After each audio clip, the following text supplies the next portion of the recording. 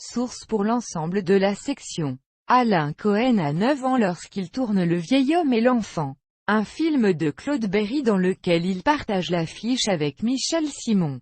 À la recherche d'un enfant pour les besoins de son film, le réalisateur sillonne la France et se rend dans les synagogues le dimanche, pour trouver celui qui incarnerait le personnage de Claude Langmann enfant au cinéma. À cette époque, à Paris, Alain Cohen est inscrit à l'école talmudique de la rue Montevideo. Turbulent, l'enfant puni doit sortir de la classe, et c'est là que, caché derrière un rideau, dans le couloir, passe Claude Berry et le rabbin, qui le surprend et lui tire les oreilles.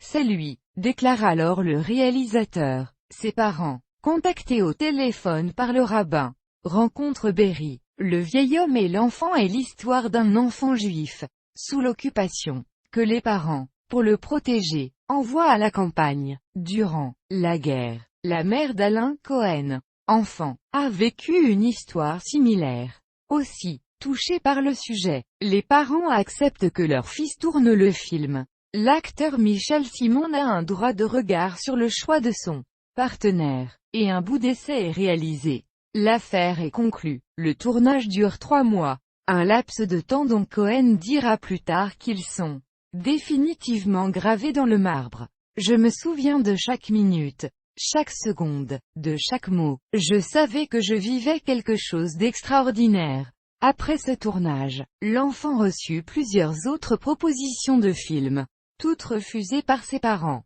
ce qui lui fut, plus tard, révélé par Claude Berry. Cependant, en 1970, Alain Cohen retrouve Claude Berry et son personnage de Claude Langmann, pour le film Le cinéma de Papas, inspiré de l'enfance du réalisateur. En 1976, Claude Berry réalise La première fois, où, là encore, Cohen est son double à l'écran.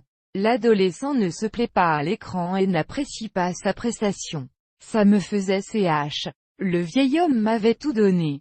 Face à un monstre sacré. Michel Simon. Il y a juste besoin d'être là.